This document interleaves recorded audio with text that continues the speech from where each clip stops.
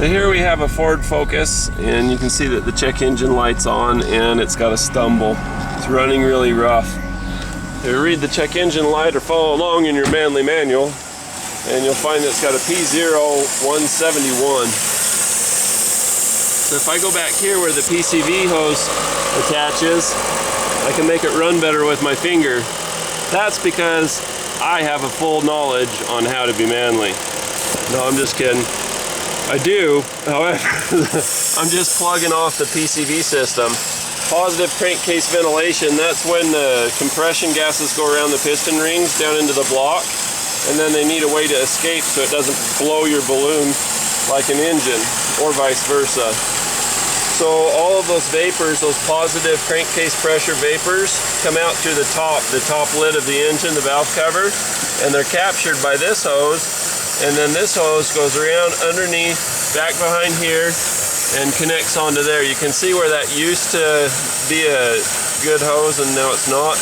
Basically a 90 degree. Now with those vapors comes oil vapors, and the oil vapors cause the rubber to deteriorate and break down. So what's the deal with P0171, lean bank 1?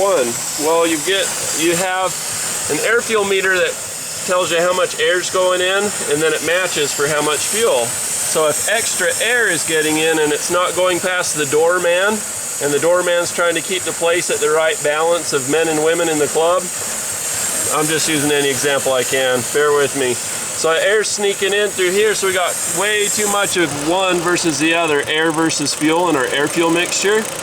And so it's running too lean, and so that's why you get the 171, lean bank 1. Now banks, you know, like engines shaped like a V, you got the engine block, and then you got this bank, and then intake in the middle, and the air filter on top, just like your check engine light shape. This only has one bank. Ooh, that smells like rotten eggs. Let's turn it off. Got a bunch of NOx coming out. But anyway, the way to fix this problem is to replace the little elbow. Let me pull out the other half of it so you can see what it looks like. See, there's a little vacuum nipple down there. See the nipple? That's what I pulled it off of. So that's just sucking in air straight into the intake. And so there's not extra fuel being allotted because of this. This rations how much fuel goes in to match the air. So with extra air going in, it's no wonder it's running lean. See, this little piece here goes with this. Now motor might, if they haven't already come up with an elbow for this in the help section or the help cards, they should. It looks like there's a crack there, but that's just insulation over this plastic pipe to keep it from going brittle. Maybe it has something to do with temperature, but anyway, that's why this car is running like crap. This only has one cylinder head on top of a block, so that is the bank 1. Bank 1, sensor 1. For the oxygen sensor is this. This is another possible culprit for this problem, but when you hook up the multimeter, it goes between 0.08 volts and 0.8 volts, or actually it goes 0.03 volts, and it'll spike back and forth when you goose the throttle. Goosing the throttle just means you rev it real quick. So when I do that, I watch the multimeter, I know that this is responding. It's not just stuck saying lean, lean, lean, lean all the time, always lean. You know, it does change, so it's okay, it's reading properly. There's just too much air getting in. So these were Motor Mite forever, I guess it's Dorman, but this is the help section. It comes with all kinds of just random horn plates and windshield tabs for rearview mirrors, handles for your knobs on your HVAC, all kinds of random stuff that you would normally have to get through the dealership you can find in the Motor Mite section. However, this is not among them. This is a small Dorman help section. There's actually a lot more than this kicking around oftentimes. Here we go, green card stuff.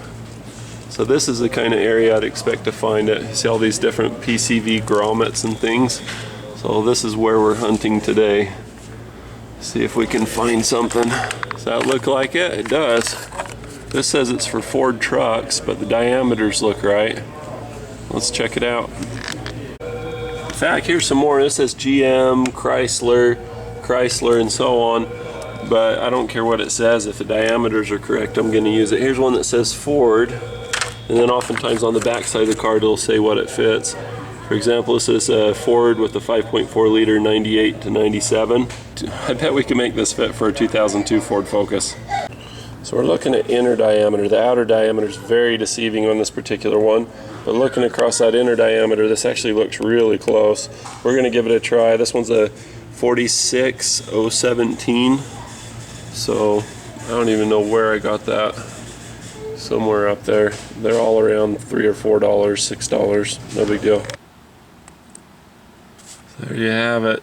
One of one, P0171. So we're going to go ahead and erase this because we've repaired it. Hold that down. Let it ride. Done. So the one that wound up working was the 46017. It was that one that's supposed to be for a 98 to 97 5.4 liter truck in French and English. 97 to 98, but anyway, worked great. So let's go ahead and we'll unplug, turn this off so it doesn't think it lost a computer when we unplug this one. Computer area network problem. No, we're good. So we'll start it up. It's running smooth now.